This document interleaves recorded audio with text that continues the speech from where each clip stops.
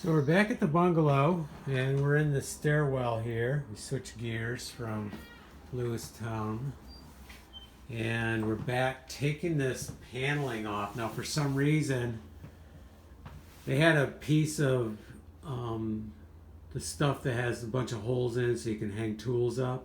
They had a piece of that there. We did a video on that. They had another bar here for hanging stuff up. So I'll make something, because it is a handy spot for hanging the broom and a few other items. So I'll make a handy spot here for hanging some stuff up. It'll be nice, at least I think I will.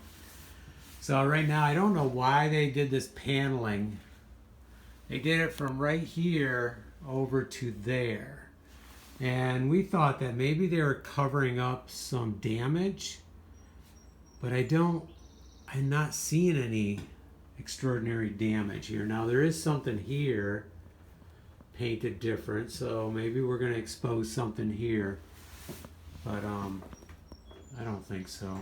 I think it's fine. And we did a video about the wall. It's actually plaster over sheetrock.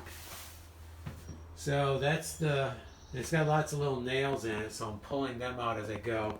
This is another reason to make sure your stairs, do the stairs first. You work from the ground up, because this way, when I'm up there at the top of that ladder, I'm feeling comfortable that this stairs is fine. So this paneling is, it's the newer stuff, I guess I could say. So it's really chip sawdust or chipped wood, kind of pressed together, probably with natural resins.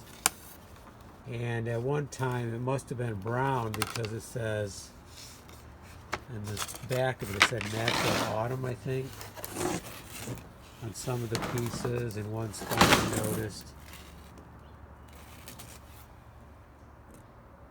design 332. So I don't know why they did it there. I think it's the only place in the house that has it. Here we go. So it was oak color, and then they decided to paint it.